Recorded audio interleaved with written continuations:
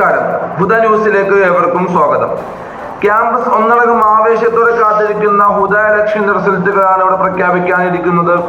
ഏതാനും ദിവസങ്ങളായി നീണ്ടുനിന്ന വിദ്യാർത്ഥികളുടെ പല ചോദ്യങ്ങൾക്കും ഇന്നിവിടെ ഉത്തരമാവുകയാണ്. വലിയ വലിയ അട്ടിമറികൾ പ്രതീക്ഷിച്ച തെരഞ്ഞെടുപ്പിന്റെ അന്തിമ ചിത്രവും ഇതോടുകൂടി തെളിയുന്നുവെന്ന് വേണം പറയാൻ. ഏതായാലും അന്തിമ ഫലം നമ്മുടെ കയ്യിൽ കിട്ടിയിട്ടുണ്ട്. ഫലപ്രഖ്യാപനം ഉടനെ.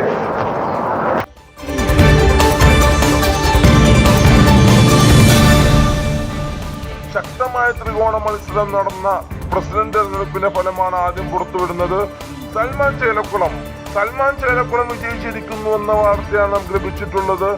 ആകെ പോൾ ചെയ്ത വോട്ടുകളിൽ 41% വോട്ടുകൾ നേടിയാണ് സൽമാൻ ചേലക്കുളം വിജയിച്ചിരിക്കുന്നത്.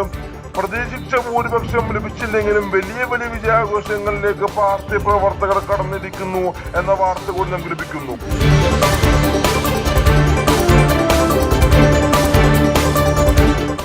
ഇഞ്ചോടിച്ച പോരാട്ടം നടന്ന സെക്രട്ടറി മത്സരത്തിൽ അദീപ് ചേളാരി വിജയിച്ചിരിക്കുന്നു എന്ന വാർത്തയാണ് ഇപ്പോൾ ലഭിച്ചുകൊണ്ടിരിക്കുന്നത്.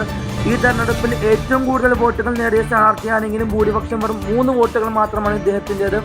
അദീപ് ചേളാരി ആകെ 76 വോട്ട് നേടിയപ്പോൾ 73 വോട്ടുകളാണ് രണ്ടാമത്തെ സ്ഥാനാർത്ഥിക്ക് ലഭിച്ചിട്ടുള്ളത്.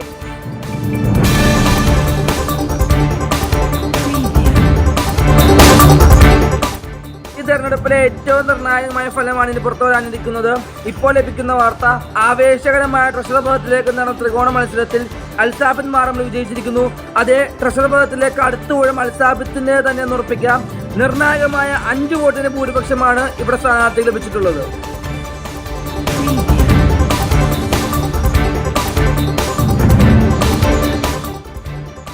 തെരഞ്ഞെടുപ്പ് ഫലത്തോടൊപ്പം മറ്റൊരു പ്രധാന വാർത്ത കൂടി പുറത്തു വരികയാണ്. ക്യാമ്പസ് ചരിത്രത്തിൽ ഇത് ആദ്യമായി തെരഞ്ഞെടുപ്പിൽ വിജയിച്ച എല്ലാ സ്ഥാനാർത്ഥികളും കൂടി വാർത്താ സമ്മേളനം നടത്തുന്നുവെന്നാണ് പറയാൻ കഴിയുന്നത്. അധികം വൈകാതെ തന്നെ ഇതുമായി ബന്ധപ്പെട്ട നീക്കങ്ങൾ ഉണ്ടാകുമെന്നും ഇലക്ഷൻ കമ്മീഷൻ അറിയിച്ചിട്ടുണ്ട്.